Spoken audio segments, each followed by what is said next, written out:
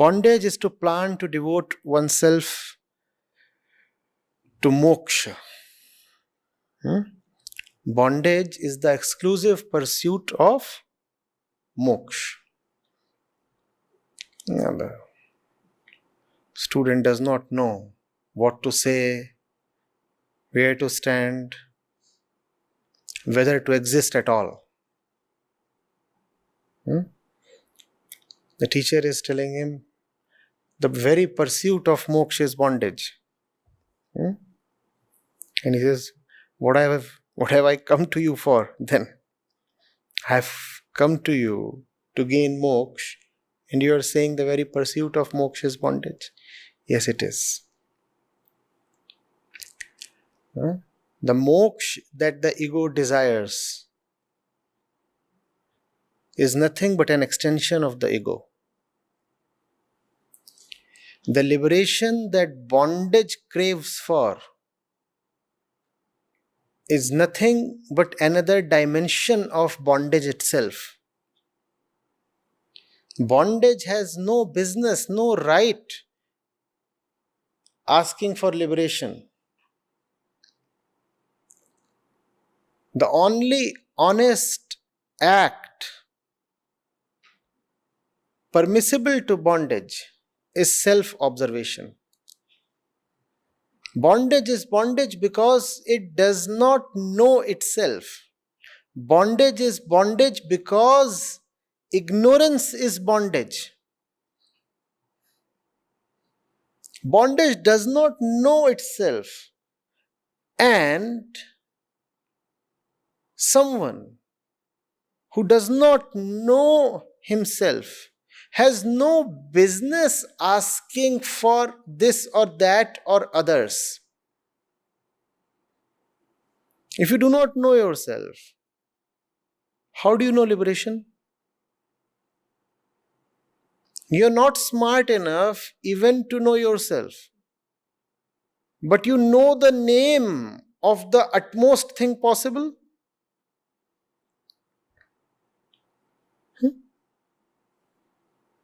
What's your name, sir? I do not know. But I know the name of the greatest one that ever lived. Are you a fool, or do I look like a fool? You do not know your own name, but you are telling me that you are sensible enough to first of all determine who is the greatest one that ever can be, and secondly, you are knowledgeable enough to know his name.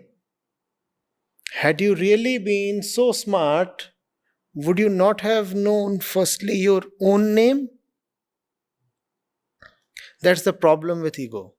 It does not know itself, but it thinks it knows liberation.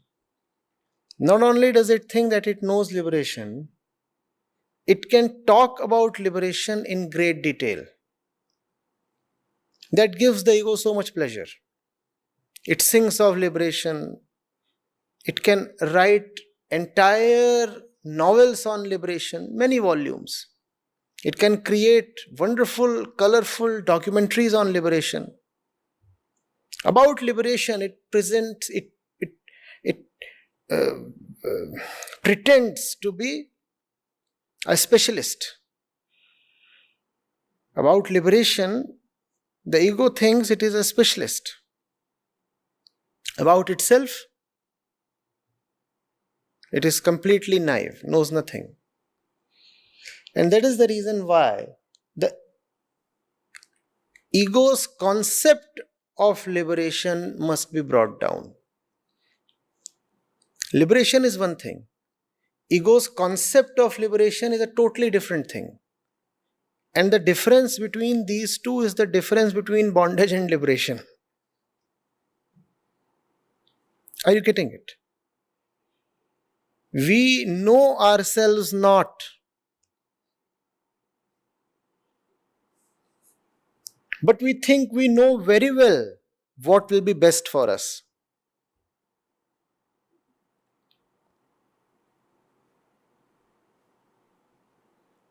Hmm? Like someone going to a doctor.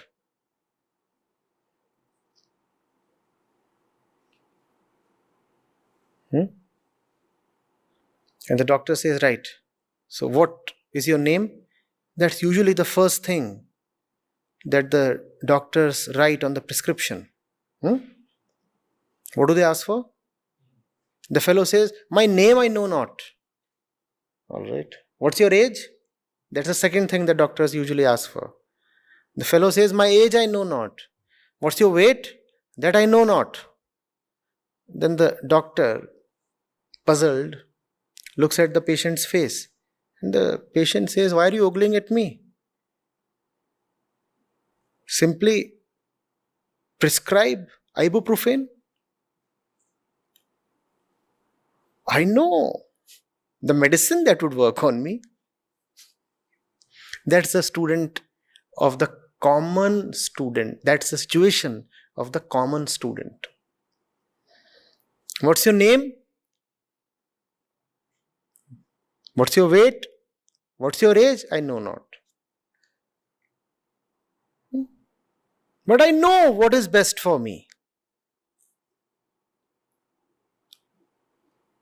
The patient is telling the doctor, here is the medicine that would be best for me.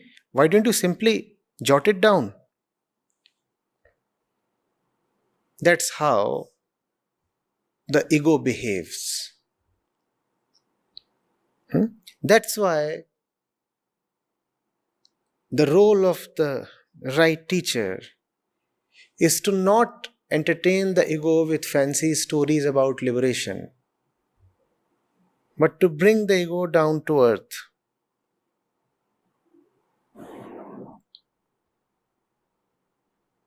No fancy stories.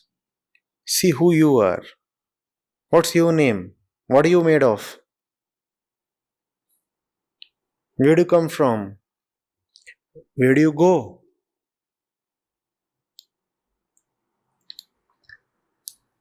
Hmm? That's the role of the teacher. And if the teacher is very eager to entertain the ego with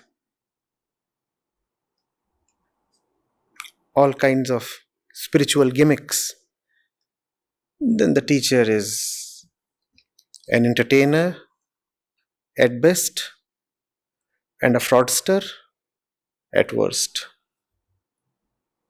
Sometimes such teachers can be forgiven. They offer good entertainment. But usually such entertainment is very expensive. Along with entertainment, you get an extra layer of bondages. Are you getting it? Bondage is whatever springs from imagination. If you can imagine it, it is bondage.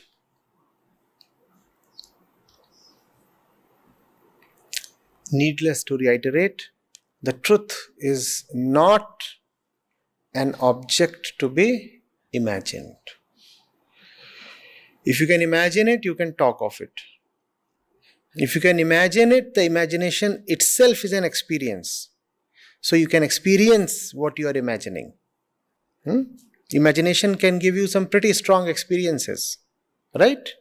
We know that. So basically, the teacher is saying, whatsoever you can experience is really bondage.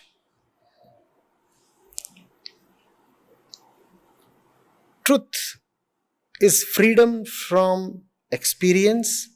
More accurately, truth is freedom from the urge of the experiencer to gather more and more novel experiences. The more fascinated you are by a particular quality of new or exclusive experiences that you have had, the more ignorant you are about the nature of your bondage. The more you say that I felt liberated in the company of such and such person, the more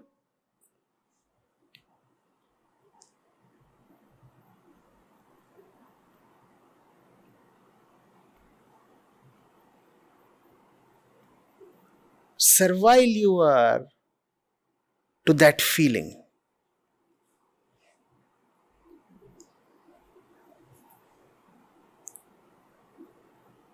Getting it? It is not about feeling in a particular way. It is about your association with the very concept of feeling.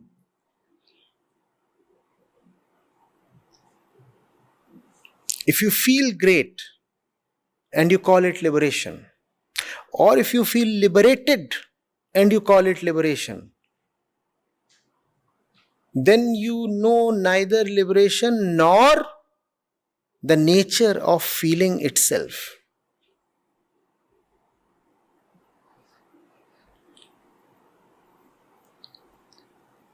It is not about how you feel. It is about the distance you have from how you feel. Feelings could run this way, that way. They could really run amok. Does it mean that there is no difference between the feelings of the spiritually evolved one and the spiritually immature one? No, there is definitely a difference. But that does not mean that the spiritually evolved one allows his evolved feelings to matter to him. The thoughts and feelings of the spiritually evolved one are definitely different from the thoughts and feelings of the spiritually immature person. There is a difference, certainly. But it is not the difference that characterizes a spiritually evolved person. Not this difference. It is the distance that the evolved person has even from his evolved feelings that characterizes his spiritual evolution.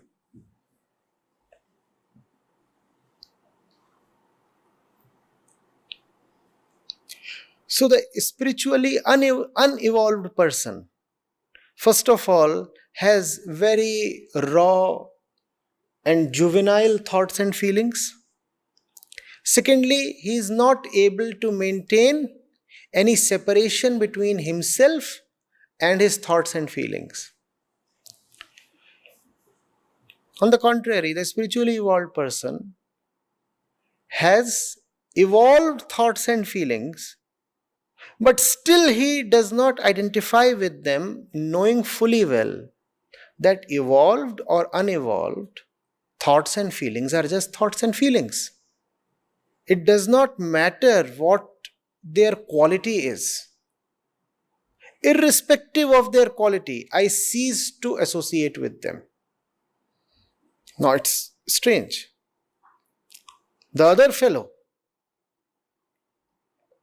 had really poor quality of thought, had really excitable and puerile feelings, and still he was sticking to them. And here is the evolved fellow, whose thoughts are wonderful to behold, whose feelings carry a certain beauty, and still he does not want to identify with his thoughts and feelings. Wonderful are his thoughts and feelings, and still he maintains a separation. Do you get this?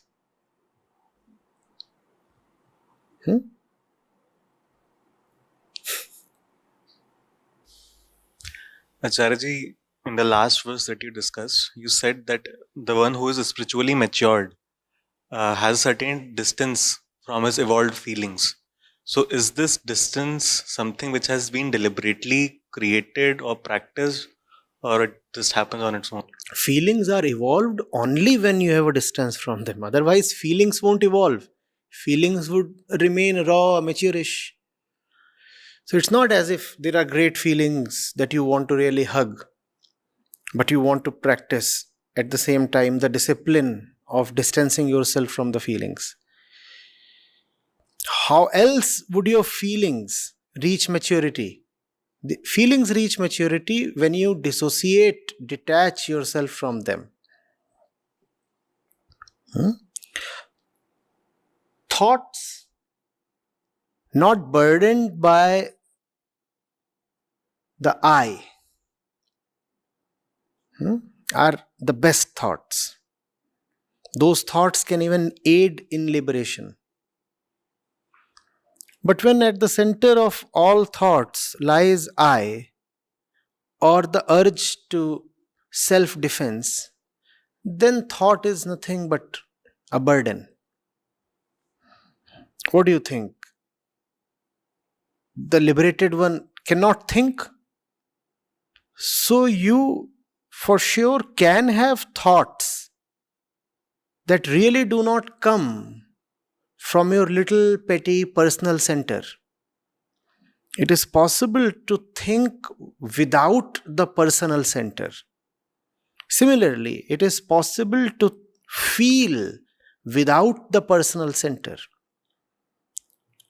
If you read the life stories of the saints, you might get an impression that many of them are quite emotional.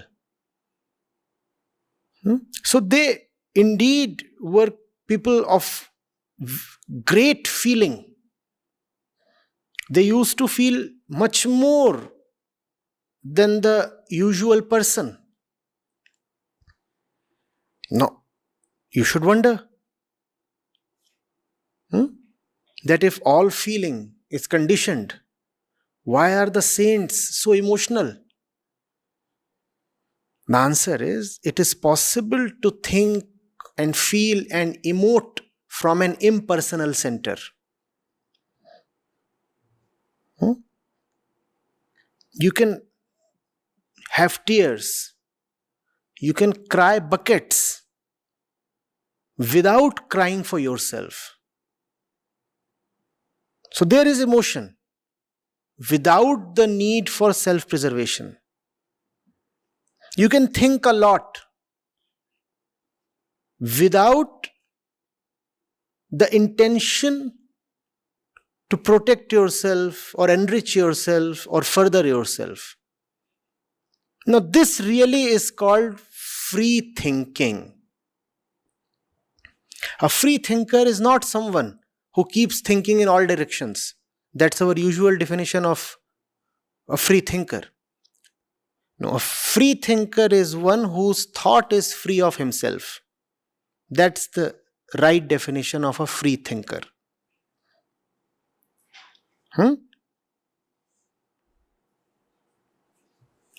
All the people in universities and all the intellectuals, they are not necessarily free thinkers. Even if they think copiously,